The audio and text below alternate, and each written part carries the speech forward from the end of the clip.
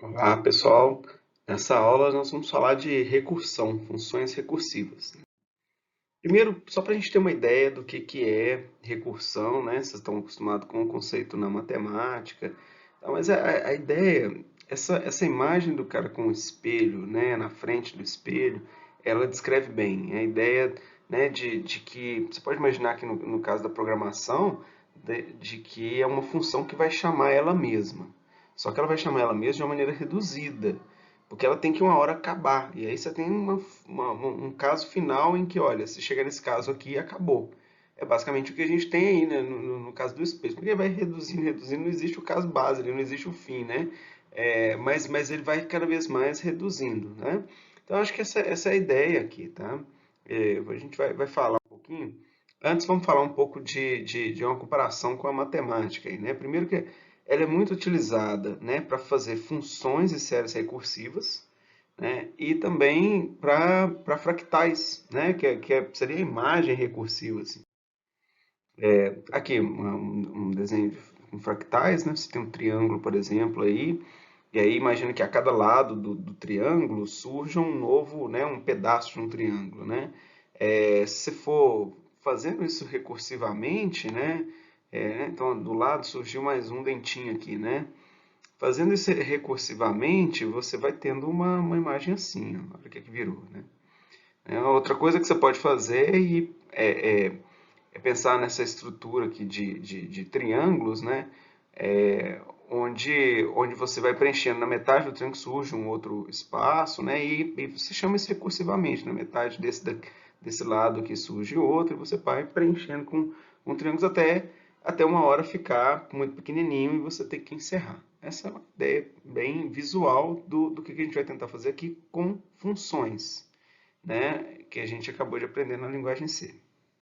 Bom, então, nós vamos explorar essas duas funções aqui na matemática e ver como é que a gente faz o código delas na linguagem C para a gente implementar essas funções aqui de forma recursiva. São funções aqui matemáticas definidas de forma recursiva, ou seja, a função é definida em função dela mesma. Né? Como é que é vamos ver o fatorial aqui, que é o mais simples primeiro, né?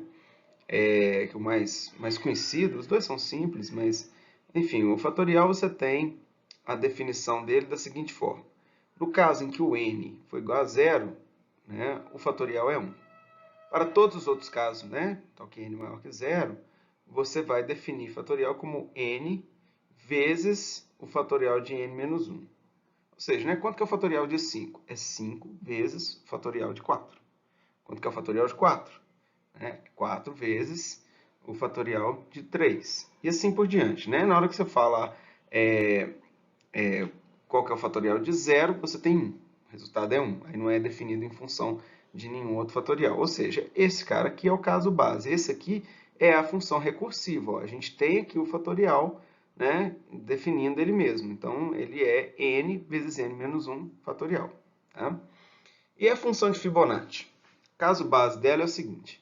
Né, o enésimo termo da função, né, é o anterior, né, o penúltimo mais o último. Tá? Então, aqui o último mais o penúltimo. Então, você precisa de dois termos, tem que ter dois casos base. Né? Você precisa de dois termos para começar. O termo 0 e o termo 1 são 1. Tá? Ou seja, os dois primeiros elementos dessa série é 1, 1. O próximo termo é a soma dos dois, é 2. O próximo termo é a soma dos dois anteriores, ou seja, 2 mais 1, é 3. O próximo termo é a soma dos dois anteriores, que é 3 mais 2, 5. Depois é 8, e assim por diante. Tá? Essa é a série de Fibonacci. Então, só para a gente ratificar mesmo, né, para ficar bem claro, o caso base, né, é esse caso trivial, que é onde a função está reduzida, né, o valor mais base ali, né, o valor menor que a função pode ter.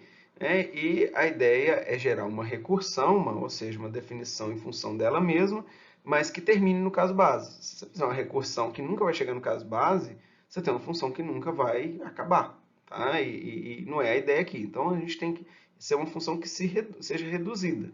A cada passo ela vai sendo reduzida. No caso aqui da recursão para o fatorial, vamos explicar aqui de novo, né, a ideia do fatorial, porém a gente vai fazer aqui com um pouco mais de exemplo, né? Eu só falei aquela hora, vamos dar um exemplo mais visual. Então a gente pega o 4 fatorial, né? 4 fatorial é 4 vezes 3 fatorial. Aí você tem que resolver 3 fatorial, é como se você chamasse a função agora para falar, olha, temos que resolver 3 fatorial, chama a função fatorial passando como parâmetro 3. Aí 3 fatorial, ele vai lá, ó, 3 fatorial é 3 vezes 2 fatorial. Pronto, parou de novo. Empilha isso e vamos resolver o 2 fatorial. 2 fatorial é 2 vezes 1 fatorial e assim por diante. Aí a gente chega nesse caso base, né? Onde o 0 fatorial é 1. E aí começa a retornar, né? Então o que você vai fazer é 1 vezes, já sei o que é 0 fatorial, é 1. Pronto, retorna 1 para 1 fatorial. Então 1 fatorial é 1, já sei o que eu vou fazer, vou multiplicar 2 por 1. Vou multiplicar, e assim por diante, você vai até calcular o valor de 4 fatorial, né? Bom, até aqui só expliquei matemática, né? Agora, como que a gente faz isso na linguagem C? A ideia é a mesma, né? A gente vai calcular a função em função dela mesma. Você tem que chegar no caso base, você tem que implementar o caso base, você tem que implementar a função, né, que a gente aprendeu a fazer aqui em C, passando como parâmetro algo que seja, né, você calcula ela em função dela mesma, porém você passa o parâmetro reduzindo o parâmetro sempre, tentando com que ele chegue no caso base, né? Você tem que fazer de uma maneira que ele vai chegar lá no caso base uma hora. Tá? Essas são as funções recursivas, né? Bom, antes de mostrar o código da função recursiva, vamos ver o fatorial sem recursividade. Aqui está a função, né? Ela é uma função que vai retornar um inteiro, que é o resultado fatorial, e ela recebe como parâmetro n, né? Que a gente quer saber o fatorial de n, né? O número que a gente vai passar como parâmetro. Então, no caso em que o n for igual a zero, é o nosso caso base, né? A gente retorna 1. No caso em que ele não é zero, né, de 1 para frente, a gente vai fazer esse seguinte cálculo. Né? Então aqui, repara que eu estou iniciando meu f igual a 1, né, e eu vou fazer um for iterando de i igual a 2, começando de 2. E eu pergunto se o i, né, é menor ou igual a n. Então repara que para o caso em que meu n seja 1, né, como o i já começa de 2, 2 não é menor ou igual a n. Ele nem vai entrar aqui nesse for. Já vai retornar o f, que é 1.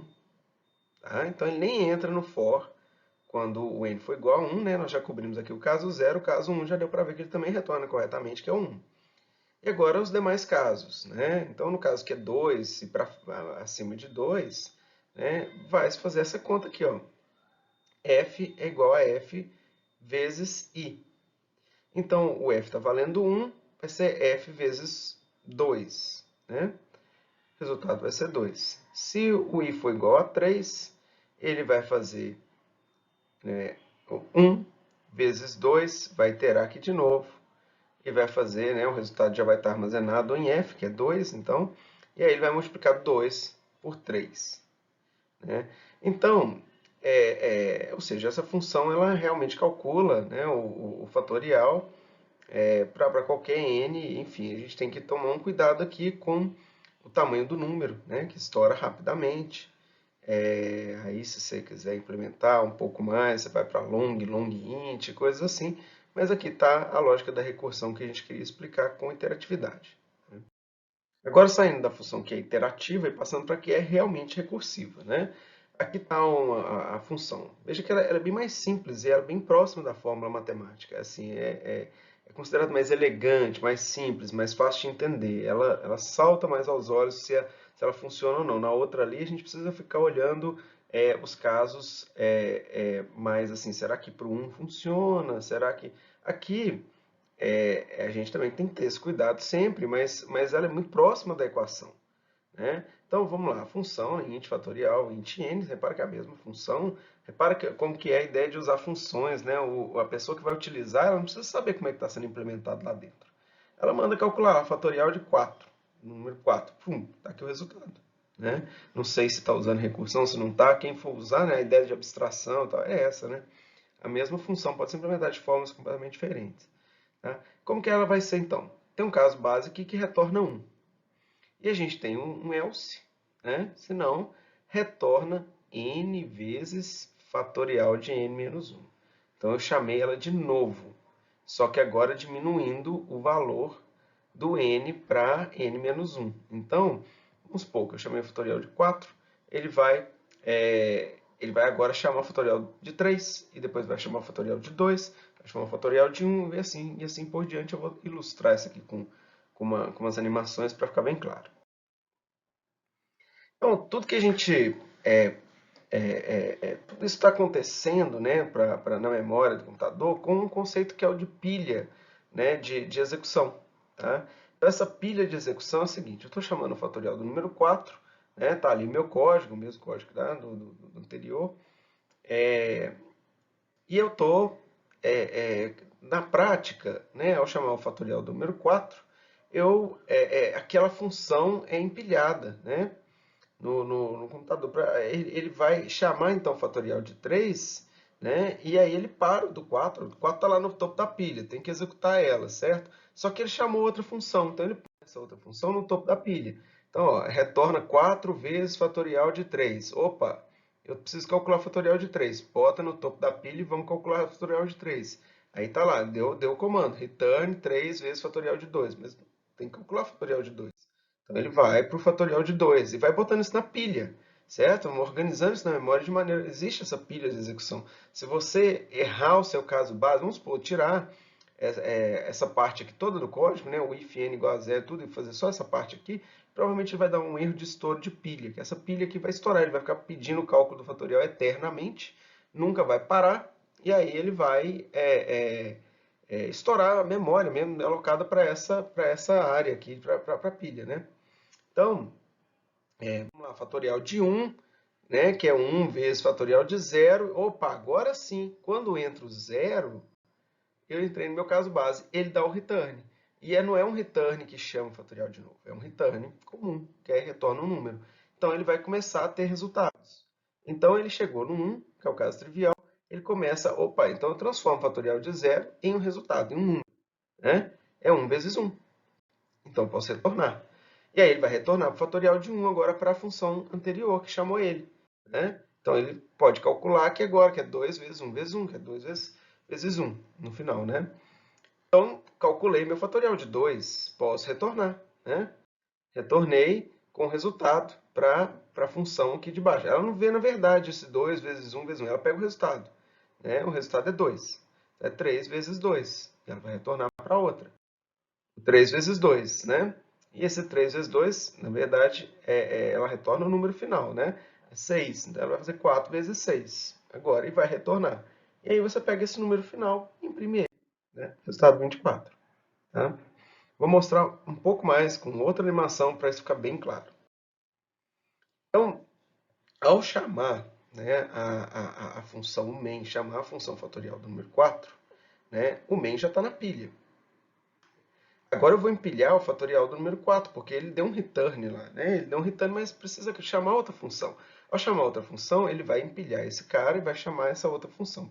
Fluxo de execução passa para o fatorial de 3. O fatorial de 3 chamou o fatorial de 2, ele vai para o topo da pilha e eu vou executar o fatorial de 2. O fatorial de 2 vai para o topo da pilha, eu vou para o fatorial de 1. O fatorial de 1 vai para o topo da pilha, eu vou para o fatorial de 0. O fatorial de 0 tem o caso base, retorna. Aí eu começo a descer essa pilha toda. Né?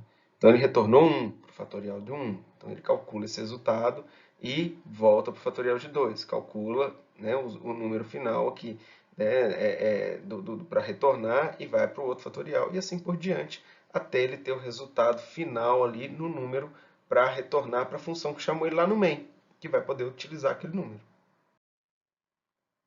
O que são os erros comuns quando a gente programa com recursividade? Primeira coisa, o critério de parada, né? Você tem que ter o caso base, tá? Você tem que colocar isso. A gente olha sempre, por exemplo, na correção de prova, é uma das coisas que eu mais olhava, porque às vezes o cara erra a lógica, não funciona, mas ele foi lá, colocou um caso base, tentou fazer a função recursiva. Quando a pessoa nem põe o caso base, não tem a menor chance daquilo funcionar. Talvez ele errou a lógica, mas se ele buscou construir esses elementos, ele está no caminho. Então, aqui, a primeira coisa é esse, criar o caso básico que vai dar o critério de parada, né? Que hora que aquela função vai chegar no fim. E o segundo é a função recursiva em si, né? Que chama ela mesma. Tem que existir esse passo e ela tem que ser reduzida em direção ao caso base. Isso tem que acontecer. Então, repara aqui no caso do fatorial, para ficar bem claro, né? Coloquei o comentário aqui, ó, lá, o caso base é esse daqui, né? Desculpa, o critério de parada, né, o caso base. E aqui é é a mudança do parâmetro. O parâmetro está mudando e está sendo reduzido. E uma hora, né, ele vai, esse número, a gente assume que ele vai ser um número positivo, ele vai ser reduzido e uma hora vai chegar no caso base. Bom, vamos falar então agora de sequência de Fibonacci, né? Vocês podem buscar aí no Google, vocês vão achar diversos fenômenos naturais, diversas coisas que aparece, né, essa sequência de Fibonacci na natureza, é bastante curioso. Quando a gente faz uma busca rápida no Google, você já aparece uma série de imagens, né, aqui, algumas outras que eu achei. Não fui a fundo aqui não, tá, gente? É só para exemplificar mesmo. Não, resgate, não fiz um resgate histórico da onde ela aparece, mas é bem conhecido modelagem de algumas coisas que seguem essas propriedades, né? Você pode ver que aqui é a sequência de Fibonacci, 1, 2, 3, 5, 8, 13 e assim por diante. Ela segue uma espiral que vai aumentando num formato meio semelhante à da sequência de Fibonacci, tá? Olha, aqui a gente tem a sequência clássica do Fibonacci, né? A gente pode ver que qualquer elemento que eu pegar aqui, tirando os dois primeiros, ele é a soma dos dois anteriores, né? Então, 1 é a soma de 1 com 0, 2 é a soma de 1 com 1, 3 é a soma de 2 com 1 e assim por diante. Então, como é que isso é implementado de forma recursiva? Está aqui o código. Repara que ele é simples, enxuto, bem parecido com a definição da função matemática. É isso que deixa o código, digamos, elegante, mas a gente vai ver que ele não é eficiente. Nem sempre recursividade está associada à eficiência. Tá? Então, aqui está o cabeçalho da função, né? É uma função que retorna inteiro, o nome dela é fibo, poderia dar qualquer nome aqui. E ela recebe como parâmetro um inteiro n. Caso base, se n for igual a zero ou n for igual a 1, eu retorno o próprio n. Né? Repara que com isso eu meio que matei o problema de começar com 0, 1 aqui, ó, esses três primeiros elementos aqui, eu vou retornar ele mesmo. Né? Então, se o n for 0, eu retorno 0. Se o n for 1, eu vou retornar 1 e assim eu já cumpri os meus três aqui com um único if. Tá? Se não, eu retorno, aí eu chamo a função duas vezes. Né? Então, olha que interessante. Aqui a gente não está chamando ela uma vez só, a gente está chamando ela duas vezes e pegando o resultado deles e somando, e é o que vai ser retornado para a função seguinte.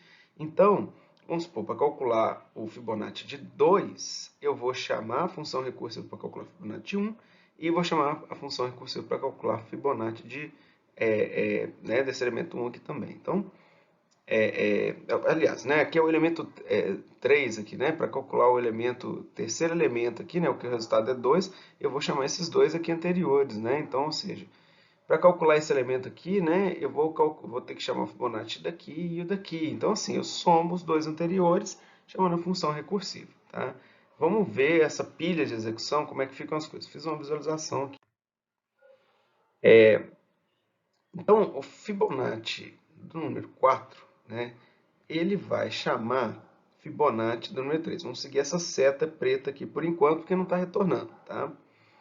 Então, ele chama Fibonacci do número 3, né, e chama, né, também Fibonacci do número 2. Tá? A primeira coisa que ele faz, tá, é vir para a esquerda. Ele chama duas funções. Na prática, o que vai acontecer? Ele chama uma, nesse momento, o fluxo de execução é mudado para Fibonacci 3. Então, ele ainda não retornou. Depois que ele vai calcular isso aqui. Então, ele vai primeiro chamar para esse lado de cá. O Fibonacci 3, por sua vez, ele vai fazer duas chamadas, mas, de novo, ele começa por essa. Então, ele vem para cá, o fluxo de execução, e empilha Fibonacci 3 e chama Fibonacci 2, que, por sua vez, chama duas vezes de novo. Ele chama Fibonacci 1, chama Fibonacci 0, e ele vai empilhar 2 para vir para cá. Aqui ele retorna. Então, ele retorna 1. Aí que ele chama essa daqui, que retorna 0. Pronto, ele tem o resultado nas duas. Somou e retornou. Foi para Fibonacci 3. Então, nesse ponto, que ele chama Fibonacci 1, tá vendo? Ele tinha chamado Fibonacci 2, agora ele chamou Fibonacci 1. Aí ela retorna. Aí ele soma os dois. Ó. Soma 1 com 1. Retorna 2. Né? Fibonacci 4 já calculou, então, o resultado do Fibonacci 3. Precisa fazer o outro lado. Então ela chama Fibonacci 2. Né? Então tá vendo? Ela empilha Fibonacci 4 novamente e chama Fibonacci 2. Aí Fibonacci 2 chama Fibonacci 1, que retorna 1. Né? Na equação lá ele soma isso a, chama de novo, Fibonacci 0, que retorna 0. Soma esses dois e retorna 1. Fibonacci 4, então, finalmente soma os resultados que chegaram nele e calcula o Fibonacci 3. Isso tudo para fazer uma continha, né, e fazer a soma dos dois anteriores. Então, houve muita pilha de execução, houve muita coisa aqui. Você pode ver que isso é ineficiente. Quando a gente vai para Fibonacci 5, a coisa explode ainda mais. Né? Não vou passar a pilha toda aqui de execução, mas ó, Fibonacci 5 chama o Fibonacci 4, que faz tudo aquilo que a gente viu no slide anterior. Né? E então retorna 3. Aí o Fibonacci, aí que ele chama o Fibonacci 3. Olha, ele acabou de fazer, olha só, esse bloco inteiro aqui é o mesmo bloco daqui. Ele acabou de executar tudo isso daqui, ele vai executar de novo a mesma coisa para calcular, né, para ter esse retorno 2 aqui, ó, para pegar esse retorno 2, tá vendo? Então é 3 mais 2. Tá? Então tem a sua ineficiência isso daqui, né? Vamos falar disso um pouco. Então, no livro Fundamentals of Algorithms de 96, tá? E a gente tem que pensar que as máquinas naquela época eram bem lentas também, a coisa já mudou bastante, mas dá uma ideia bem clara na hora que a gente compara o recursivo com o interativo, que eu não fiz aqui nos slides, mas ele é bastante trivial, né? A mesma lógica de ser feita, de somar os números, enfim, você implementa o caso básico, põe um return, e os outros casos você precisa calcular com for, tá? E pegando o elemento anterior, né? Então, olha só, ele rodou 8 milissegundos, né? E o iterativo, esse é o recursivo e o iterativo, 0,17 microsegundos, né? Milissegundos, aliás. Então, ele aumentou, né? Para 20, né? Com N, e aí aqui já gastou 1 segundo, o outro já gastou 33 milissegundos. Então, vamos para 30. Opa, 2 minutos e o outro já virou 0,5 milissegundos. Mas isso aqui, tá vendo? Nós estamos na mesma ordem de grandeza, aqui no mesmo, né? Estamos falando de milissegundos ainda. Esse cara que já passou de milissegundos para segundos, para minutos. E agora? O que você espera no aumento para 50? Né? Foi para 21 dias. Você pensou que era horas? Foi para dias. Né? Explode exponencial, né? E aqui foi para 0,75 milissegundos. E aí, 100, o que é que você espera? O que é que você acha que vai ter?